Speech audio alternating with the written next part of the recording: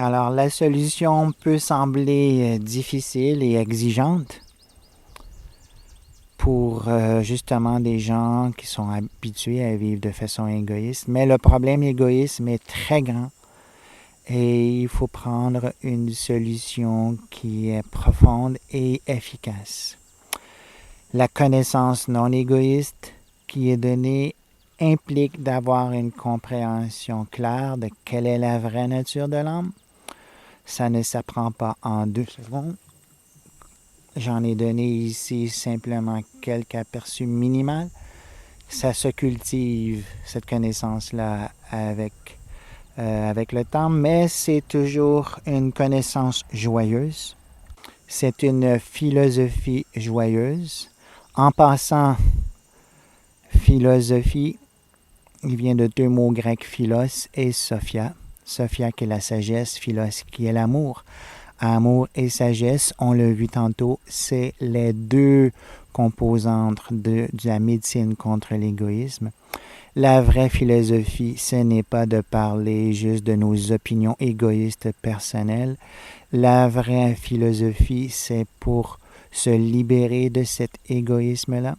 Bien que ça peut sembler exigeant à tous ceux qui préfèrent parler de leur propre opinion personnelle, cette philosophie-là, qui est spirituelle, qui est centrée sur une connaissance spirituelle profonde, est beaucoup plus efficace, intéressante et aussi plaisante, car l'amour et la sagesse apportent la plus grande joie. La philosophie véritable apporte la plus grande joie. Pour corroborer ce point, je vais vous lire ici une petite citation d'un philosophe stoïcien qui s'appelle Épictète, qui dit que dans toutes les autres occupations, la jouissance vient à la suite de travaux accomplis avec peine, mais en philosophie, le plaisir va du même pas que la connaissance. Ce n'est pas après avoir appris que l'on jouit de ce qu'on sait, mais apprendre et jouir vont ensemble. Alors, c'est une citation d'un philosophe stoïcien et je vais aussi faire une petite parenthèse. La philosophie stoïcienne est toujours mal comprise pour la plupart du monde. Les stoïciens n'enseignaient pas avant tout de souffrir sans se plaindre, mais de faire notre bien, de faire notre devoir pour le bien de tous.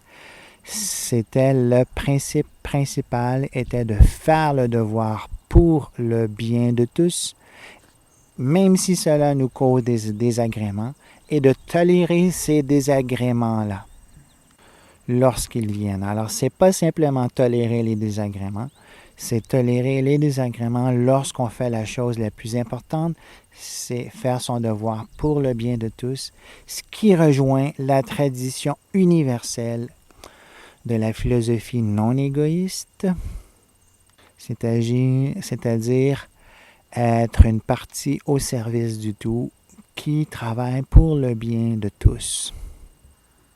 Alors, cultiver une connaissance spirituelle, une discipline spirituelle, une relation spirituelle avec un guide spirituel peut paraître exigeant.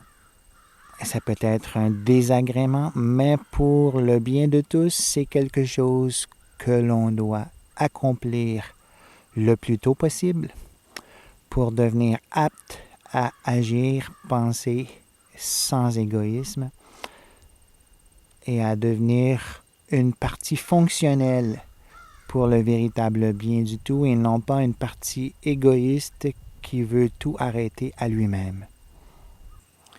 J'aimerais ici illustrer la nécessité d'une discipline spirituelle par les mots d'un grand penseur chrétien presque contemporain, Maurice Zundel, qui dit « On voit comme on est, ou plus exactement, selon ce que l'on choisit d'être. Ce qui veut dire que, le plus souvent, nous voyons selon les appétits du moi possessif avec lequel nous sommes généralement portés à nous identifier, en prenant le parti de nos préjugés individuels ou collectifs. Pour voir autrement, il faudrait changer de regard. Et pour changer de regard, il faudrait changer d'être en évacuant le moi passionnel qui nous envoûte, en refusant de subir l'être préfabriqué que nous tenons de notre naissance, avec toutes les limites qu'il nous impose.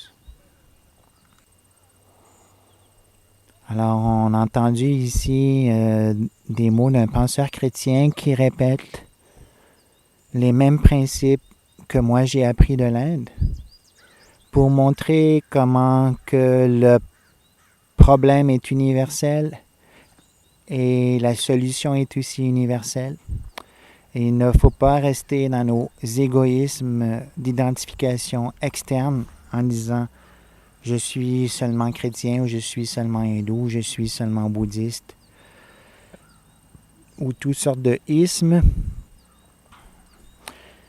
Il faut dépasser tous ces ismes, tous ces égoïsmes, toutes ces identifications externes et toucher à l'universel, au non-égoïste, au fondamental. C'est cheminer ici dans l'amour et la sagesse, dans un cheminement spirituel qui soit efficace à enrayer le mal de l'égoïsme matériel.